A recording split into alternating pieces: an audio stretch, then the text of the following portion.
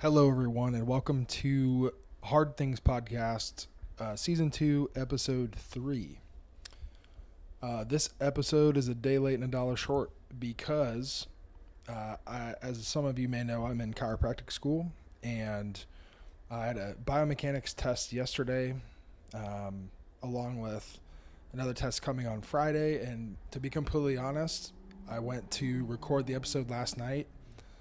I didn't like where it was. I feel like I needed some more time to think about exactly what I wanted to say. A lot of times I'll think over the weekend, and to be honest, on a personal note, it's been pretty heavy, just making this major life decision and change in terms of going to school and things in my personal life. And yeah, I just wanted some more time to think over exactly what I wanted to say. So, although I will try to hold myself to that Tuesday deadline, I'm thankful that I took this extra time, because I think last night before I went to bed, I really thought through some things. And then as I woke up, I was presented with kind of a model of how I wanted to really go through the episode. And then as I do, typically when I have a good idea, I let it marinate kind of on my subconscious, on the background throughout the day. And yeah, really feeling inspired this evening. So yeah, sometimes that happens on the timeline I want, sometimes it doesn't. And one thing I will say, if you are a creatively inclined person, you know that things don't always come on a deadline. Which is that kind of battle between the heart and the mind. So, without any further ado, we're going to get into today's episode, because today is all about cooperation and communication. This is something that my family definitely grew up, struggling, I think. My family struggled with as I was growing up. See, we're already into it. Communication error. And what you don't realize a lot about communication is, I think a lot of us have a very poor definition of what communication is. And really, if you look at the history of humanity, the printing press was only a very small portion, or only available a very small portion of how long humans have been alive on this planet. So oral traditions, storytelling, definitely gone on far longer than that, thousands and thousands of years. But in the context of humans on this planet, language, and especially printed language, has only been around for a very small portion of that. And I do think sometimes our words maybe aren't enough to describe our experience. They do a decent job at it.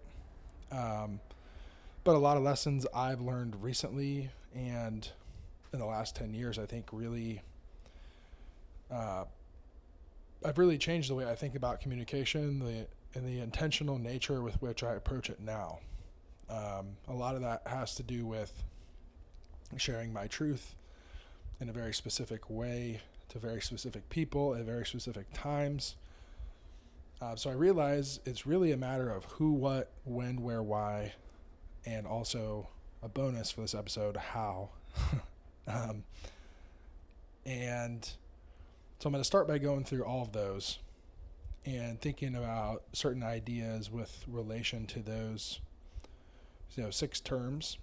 And at the end, I have a quote that I think is also highly, highly important. So we're going to get into, first and foremost, the how of communication. So I think this is a lot of where I was misunderstanding what communication is throughout my life. The other day, a professor of mine, Dr. Dwayne, he is the professor for chiropractic methods, and he mentioned that, patients come into your office, verbal communication typically is only about 7% of our communication. So you can ask them questions, but really there's other things about them, other attributes, body language, their facial expression, kind of their eye reactions to what you say, even the way that they're dressed, the way that they smell. All these things can be clues about how they're doing. So if you have someone come in and you see them and, you can tell they're not taking care of themselves. They're kind of flighty. They don't look directly in your eye. You can kind of see, okay, this person is, has some kind of trauma. So as a chiropractor, you do your chiropractic exam, you adjust them potentially. And the next time they walk in your office, maybe a week later, you hope to see an improvement in that person's gait, maybe, their posture, they're looking at you straight in the eye, they're happier, they're smiling. That's a great thing about chiropractic is it can affect the nervous system, and with a fully functioning nervous system, people tend to thrive a little bit more in the lives they've already created for themselves. So that really opened my eyes and made me remember, how much, body language really counts. And I think a lot of folks that I know, friends, people you're comfortable with, they're not afraid to, kind of let that body language fly in a way around you and not let you know when they're disappointed. And I think sometimes stifling those reactions in professional settings or times when it's not appropriate can just kind of, get stuck in your body a little bit. And you do need to express it, maybe not in those inappropriate times, but that kind of gets into some more of what I want to talk about later. But just knowing verbal communication is only 7%, and that 7% oftentimes is really not adequate to describe our experience. I met up with a friend this past weekend, and we were talking about a very specific scenario, something that happened between us in the past, and she straight up told me, like, hey, I didn't know that that's what you wanted. Like, I'm learning about this today. So had I expressed that at some point in the past, you never know what would happen. So glad we got that cleared up, but also really big eye-opener in terms of like, hey, I guess this is somewhere I could be doing better. It's just a good reminder to be present in the moment when you are trying to communicate something and really think, am I really following through? Am I really going all the way? And sometimes that can be also a defense mechanism against rejection too. It's like if you don't ask all the way, then they say no. It's like, oh, well, I didn't try.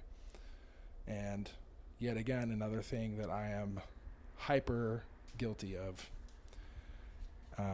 And also in terms of how, I think there's different times where different things are called for, but really being excited versus being calm. I know, in some instances, like a kind of a group setting, especially, being excited and the energy can be infectious when people need to, play a sport, for example, you get fired up.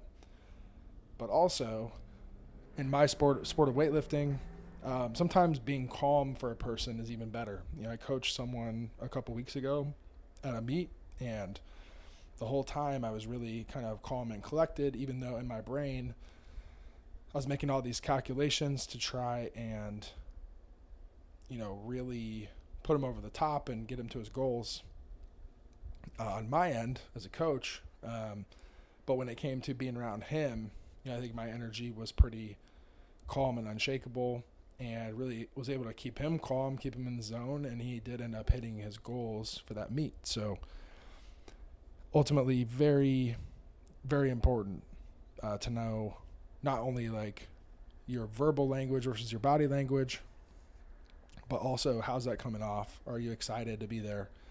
Do you need to kind of hide your excitement and be calm in the moment? Or, are you calm and you need to kind of fake it until you make it, get excited for people, just kind of depending on what the situation calls for, you can figure out the how. Next up, we're going to talk about the why. So why are you communicating with someone?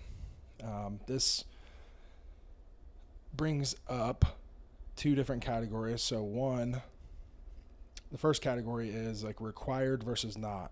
So if you have a long-term goal, example, me being in school, I'm required to report to certain people, to professors, different folks in the administration, financial aid, whatever it may be. So when I go there, knowing that I have to work with them in the future,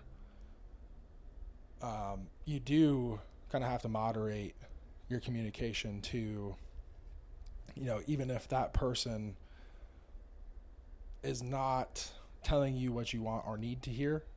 Obviously, you do want to be respectful first and foremost, and then also, direct feedback to the appropriate channels. Because again, that is a required thing, and it's kind of like paying taxes. Nobody wants to pay taxes, but we live in one of the best countries on earth. We do fall short in a lot of places, but if we wanted to keep going, got to pay our taxes. It is required, and we want to see this thing keep going. So versus like if something was not required, maybe if you're seeking some kind of information, not really required for you to talk to them or for them to talk to you. Maybe they'll be helpful. Maybe they will help you out and give you the information. But if they don't, brush it off, move on. But I still think you should be kind, especially in like a case of like a waiter or waitress at a restaurant. It's required for you to speak with them to get your food, but you don't maybe ever have to see them again. It's not an excuse to be an asshole. But also, if they don't do a good job, a 15% tip could be the message versus like if they do really good job, 25% tip could be the message.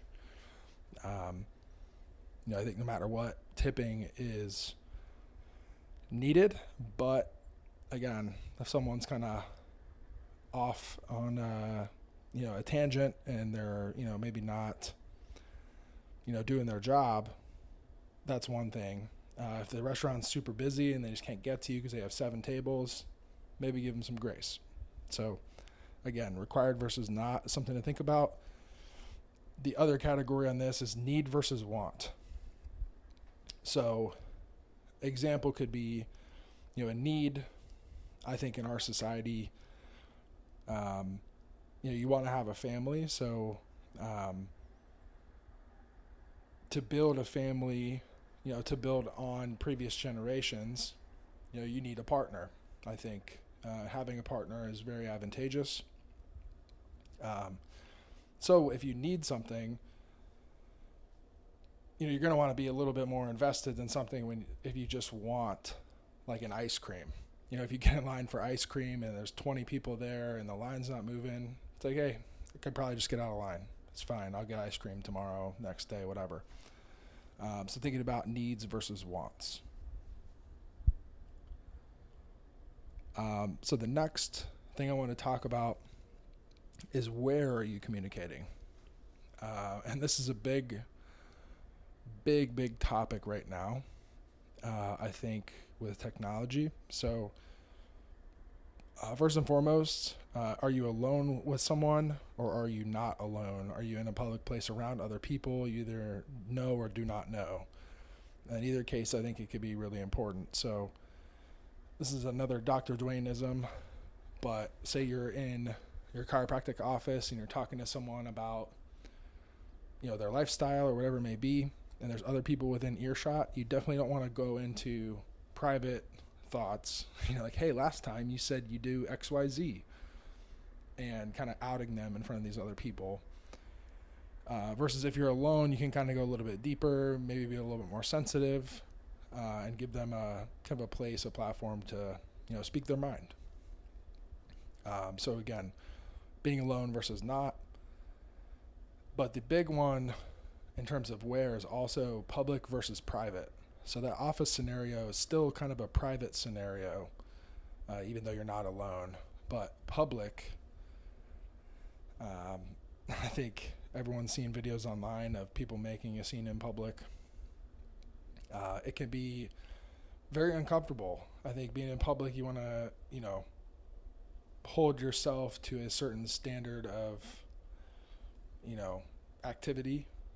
And in private, you want to do that as well. But in private, obviously, if you walk around your apartment naked after a shower and nobody else is there, no big deal. A lot of people like to do that. Cool. Walking around in public naked in general, just not a good idea. So clearly, where are you having this communication, this conversation? And two, if other people are around and able to see, they're maybe not even hearing, but they definitely could be seeing your body language or other things. And if that conversation is kind of sensitive, again, maybe you should be alone or at least in private. So kind of being aware of your surroundings can be really crucial. And especially now, so getting to the technology piece, now there's cameras, there's microphones. Somebody may record you with their phone. And even beyond that, I think where conversation takes place includes like public forums. So social media, Reddit, all these different things. If you're on Reddit just trolling people and being an asshole, like there's definitely a better use of your time out there for sure. No matter how funny the comment is that you write, somebody somewhere probably gets joy out of it when they read it. But still, again, like to me, connecting in person is way better. This podcast is a way for me to connect, and I do it because I think this is where people are going to be. Podcasting is very popular at the time that I'm recording this, so it's kind of a means to reach as many people as I can with these messages. And I just wish and I hope in the future we'll continue to connect outside of the internet because I think that's really, really important. So that's it for where. We're about halfway through this episode now. In case you're getting a little lost, I am going to tie it all back together and talk about some interesting things. But first, we got to get through the when. One thing I think about when I'm communicating is the time of day. So we all have a circadian rhythm. If it's super early in the morning, super late in the evening, I think you've heard maybe friends or something talk about their boss sending them an email at the end of the day, and I'm not going to answer that till tomorrow. I think that's fair. It's important to, obey the wisdom of our bodies. So if I'm with someone in person, it's kind of like late at night or early in the morning, I'm going to be, a little bit more quiet voice, a little bit more calm and reserved. If I need to speak with them, versus in the middle of the day in a bustling gym, I'm definitely going to be more kind of excited and boisterous. So yeah, time of day. I think it's important to be respectful of people's time. And also on when, I want to talk about strangers versus known people. And really, again, I think you should be kind to everyone. But strangers obviously require a few layers of thinking. So you should be kind to them, but as you get into a conversation, definitely more inquisitive, I think, with strangers, asking more questions for sure to figure out who this person is, who they are in relation to myself, all that. And a known person, I think something to think about in the when category is, how long ago have I known this person? So if you have a friend that knew you in high school you were kind of a jerk, you were kind of crazy, you were kind of XYZ, you name it, but you're a different person now. One thing I've noticed is people who've known you and have some, kind of character reference of you will immediately kind of put you back in that place. And if you're someone like me who has made an evolution and endeavors to be different and better and grow, it could be a little frustrating, I guess. And you kind of have to pull them into the future with you. So again, in terms of when, hey, yeah, I was that guy. Yeah, you kind of almost have to have a little humility. Like, yeah, I did do those things. That wasn't good. I renounce my actions. And like, here's what I would do now, or whatever it may be, just to kind of show them, hey, we're starting over in a way, or we're on new hallowed ground, uncharted territory. That can be a really good way to kind of reset the conversation, and again, like, bring them into the future. And a lot of times too, especially for me, people can say something verbally, but body language, how they look from back then to now, like different things, all you can definitely tell how something's doing. Just like I said, like a patient walking into a chiropractic office, like, hey, is this person, look like they're doing better than last time I saw them? A lot of times it's a combination of things, not just words, that are kind of helping you out there. So the best solution is to be unequivocally yourself at all times and grow into the person you're supposed to be. And even people from your past, will generally recognize that and allow you to be yourself, even if they remember you differently. So the next topic is going to be what. So here's where we're starting to get into some current events, I'll say. So recently, I think it was Benedictine College, Harrison Butker, the kicker for the Kansas City Chiefs, gave a speech. It was a particularly inflammatory speech for some groups. I listened to it and thought his message was a version of his truth, and I thought it was cool that he spoke his mind, but again, he violated a lot of the rules we've talked about so far, and he's definitely in violation of the next two, the final two. So I think when it comes to what are you saying? I think you have to think about, are you speaking your ego, or are you speaking your truth or the truth? And obviously as humans, we're very fallible, and it's hard to know like what the unequivocal truth is. We all have a version of the truth that it's our truth. And even when you're very solid in your version of the truth and it's pretty aligned with reality and you're feeling good about it, you still can get into that kind of emotional space where you start to speak the ego, or speak from your ego.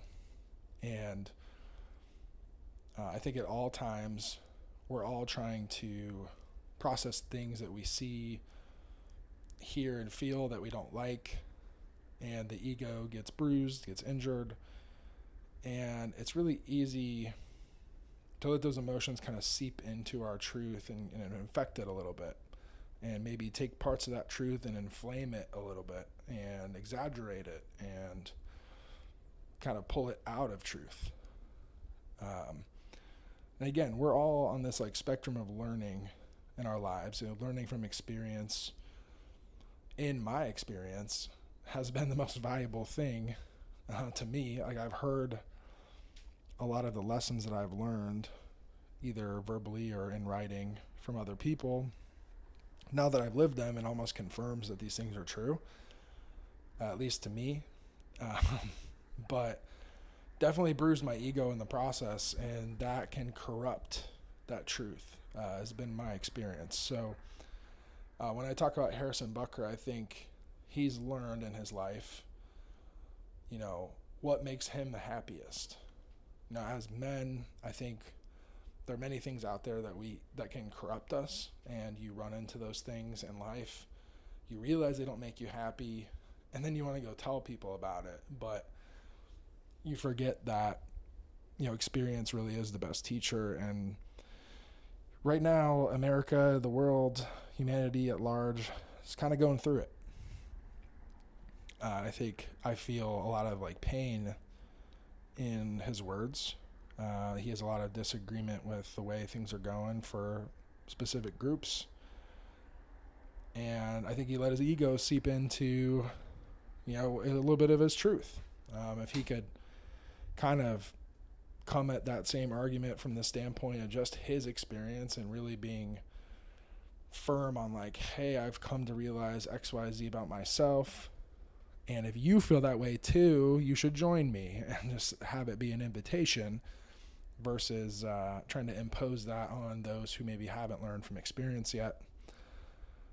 And really, the thing I've really learned myself too is you can't save anyone, from making the mistake. Sometimes they got to make their mistakes, and you can just be there for them afterwards, if you so choose.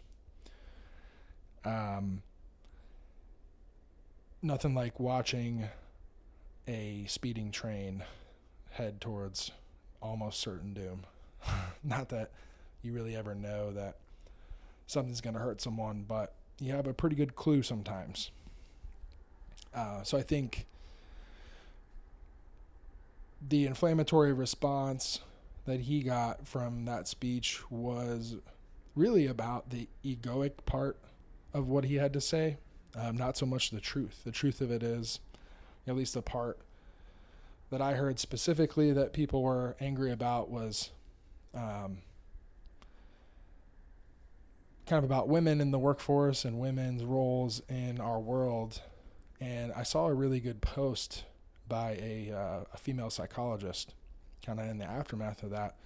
She said women's place is not in business. It's not in the kitchen. It's not being a mother. It's not, XYZ. It's whatever she wants it to be, whatever she's called to do. And I think that is something that Harrison Bucker would agree with. Like if you're called to be a wife, you're called to be a mother, go all in on that. And I think that's cool. And I think you could do that and then be called back into the workforce, or vice versa. Maybe workforce first and then motherhood. But just telling people to be XYZ without knowing any of their life circumstances or who they are or who their partner is, it just starts to get a little out of control, a little bit further away from the truth. So really the inflammatory response I saw was really more directed as ego, and actually pretty justified. When it comes to the ego, there's really no place for it in communication. As much as we can, we should process our egoic issues before coming to the table, if possible. Sometimes it's not possible. You just have to be aware of it and conscious of it and call it out. I've done that before too. Like, hey, my ego feels hurt in XYZ way. Like, what do you think about that? And oftentimes the person will be like, yeah, that really sucks.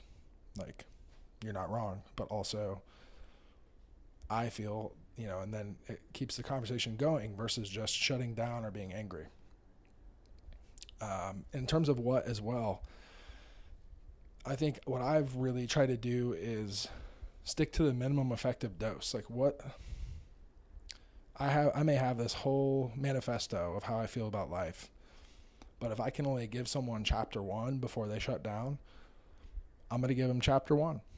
Give them the first sentence, the least amount possible that keeps them engaged with the conversation. Because really, trust, the trust that you can build from communication also has an aspect of consistency and just time, a little time under tension for a weightlifting reference. So give them that minimum effective dose repeatedly, consistently, kindly, and eventually the things will start to sink in and they will come to these answers on their own, whatever their truth is. And then if the scary part is you would like your truth and their truth to match up, hopefully they do. But the essential part of a partnership or cooperation is that our truths match up and they are truly our own. The manipulation or anything kind of in that realm ultimately will crumble and fall apart. It has to be coming from someone's own truth. And again, that is kind of scary to surrender to that and leave things open to interpretation. But at the end of the day, you will be happier in the long run. It's sacrificing that short-term satisfaction of getting an immediate agreement or an answer that you want to get the answer that you need eventually in the long run. And that's kind of where the power of communication lies, is just being able to be consistent and ultimately gain that trust and respect. So the final piece of this is who am I communicating with? And oftentimes this can be the most important information, which is why, who, what, when, where, why, how. Who is first on this episode. I put it last because it's so important. I want to end on it. Again, we talked about why. We said required communication versus not required. In the same vein, who is kind of like, does this person hold power over us or not? And it goes back to the waiter-waitress example. You know, a waiter or waitress may not hold power over you, except in that they can have the kitchen spit in your food. But you should be kind to them regardless. But also know you don't necessarily have to invest as much time with them as you would, say, your parents, people that brought you into this world. That's the ultimate kind of power over you, is this is a family member, and you have half their DNA. That's someone that you want to maintain a relationship with, if at all possible.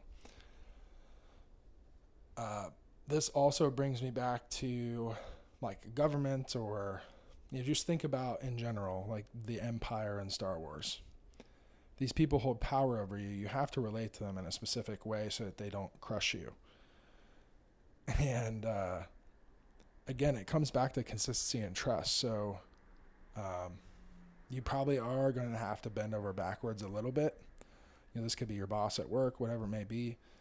If they want something specific done and you think it's stupid, you either be prepared to do it and kind of manage your own ego, or quit your job.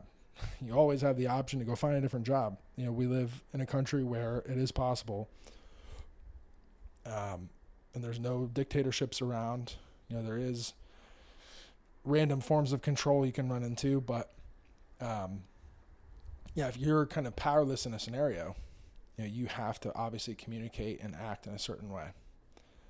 And that, again, like body language being over 90% of communication, you got to lock it down.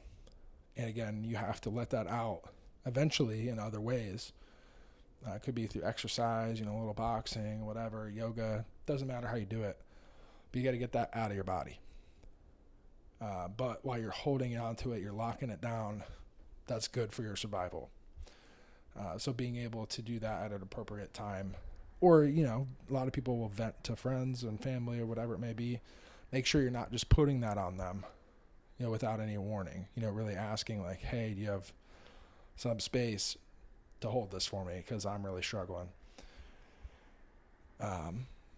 So yeah, someone holding power over you or not. And I think the most important thing I'll talk about today is, this is something I'm currently trying to understand how I've organized my life over the last 3 or so years. And just watching myself move in and out of these different stages at different times of the day, different days, weeks, months, years. Being able to identify people and meet them where they're at. So, example one, you see a homeless person mumbling to themselves on the street, clearly very dirty, sleeping outside. You can notice pretty quickly, okay, this person's in survival mode. They're just trying to get by. They're going to ask me for some money to get who knows what. They'll probably do anything and say anything that I want them to say, to get whatever they want. So you really have to not only protect yourself, but also protect them. So just giving out money to a panhandler when you don't know what kind of issues they're dealing with. You give them $20, they go buy a bunch of alcohol. They're just putting themselves deeper into this hole that they're in. So it's very tricky. Now, getting them a bottle of water on a hot day, never a bad choice. Let's hydrate people, make sure they're safe, not dying. But knowing that person's in survival mode is crucial to knowing like how to communicate with them, how to cooperate in that moment. The next two levels are where it gets a little convoluted. So the next level is the ego. Someone's operating from their ego. Oftentimes you'll see kind of a lifestyle of achievement, people who want to look a certain way, but maybe aren't that underneath the surface. They got expensive car, expensive watch, but they got the debt to match.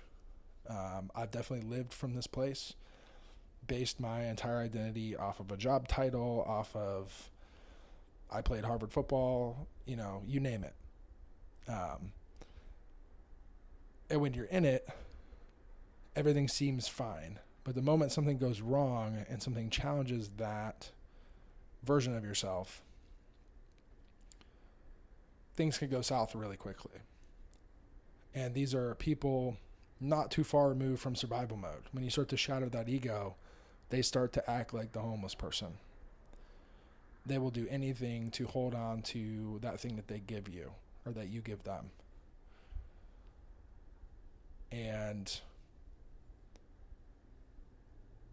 this is a very precarious place because oftentimes a person that lives in this like area, not just pure survival mode's like pretty easy to handle. Ego is when they dip into survival mode and back into the ego and back into survival mode, and they can even come to you and act wise. And so the third level is like this kind of wisdom, sagey kind of person. They can kind of be all three. And you just never know what percentage ego they are, where they are on that spectrum. And I think this is where humanity gets tripped up a lot. So I'm not going to go into this, I guess it's called a trichotomy, too much today. But this is really kind of the three levels of humanity that I see and that I want to write about and talk about in the future. So this is me kind of introducing this concept. And so getting into the third, category is kind of the wise person, the sage. If you've ever met someone in your life that really just their calmness, their confidence, their knowledge, a way that they help you solve a problem, this is like a mentor. This is someone that you look up to. Obviously not perfect. It's easy to dip into the ego, dip into survival mode. They can go on a bender. They can be human in a lot of different ways, steal money, do drugs and alcohol, make bad decisions, cheat on their wife. I've had a lot of people I look up to go down these different roads, and it's easy because they're so great. You put them on a pedestal and they kind of let you down. And this is going back to the episode about religion and having those people I wanted to hold so high in esteem just kind of act differently, not practice what they preach, really was disappointing. And it's really, again, important to know like what percentage of this person operates on that wisdom level. When it comes to someone who's super wise like that, and then like you see a celebrity, for example, and they've made all these great movies. This isn't a specific person, but you love their art. You see them doing good in their community, and they have a foundation, and you just really admire that person. But then you see they broke up with their spouse, and it was their fault. They cheated on them or something. That's kind of like an ego survival mode thing. Or you see like a TMZ thing where they were rude to a waiter, any number of things. People make mistakes. But again, just when you meet a person or them, just knowing like is this person wiser than me? Do they express that wisdom? Are they able to maintain that more often than not?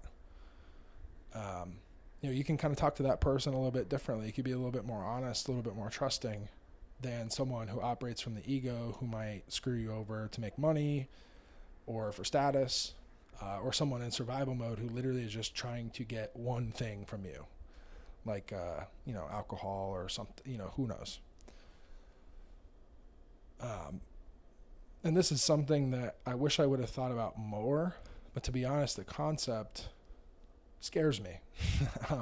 Just knowing that people can be so manipulative and their personalities can be so wide ranging, knowing that someone that you love and care about could do something so terrible to you and still actually feel that way about you has just never made sense to me.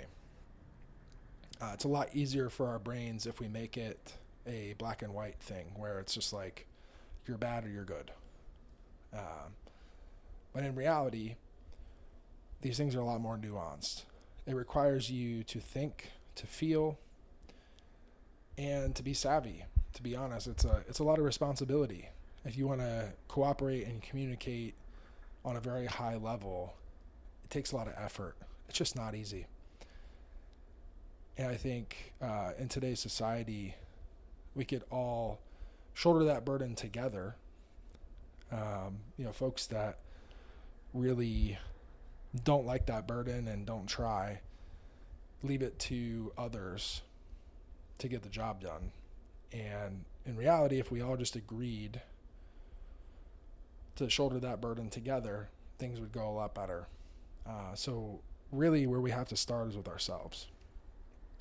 And that's why I'm taking it upon myself to speak on this, to understand it for myself, and really just to try to be kind to every person that I meet. And kindness, isn't, giving everything you have to a person you don't know. Kindness can be something as simple as, like, the other day I walked out of Trader Joe's. I saw this woman with these pink pants, and I just said, "Hey, I like your pants." Kept it moving. I've started giving random compliments like that, and half the time people will stop me and say, "Hey, I like your mustache." And they just fire one right back. I'm like, sweet, no sweat. Everyone wins. And sometimes I compliment someone, they look at me funny, and they move on. And then I move on. But those are very low stakes ways to practice communication and cooperation. Just talking to a stranger, say something nice. When I do that, I try to stay away from physical characteristics. Like I went after the pants on the woman at Trader Joe's. And then with your, close relations, your family, there's times when, love is not expressed as openly or as often as I think we'd all like. And so just something simple as saying I love you at the end of a phone conversation can make someone's day. I haven't always said it because I've felt it, and I feel like that feeling is transmitted.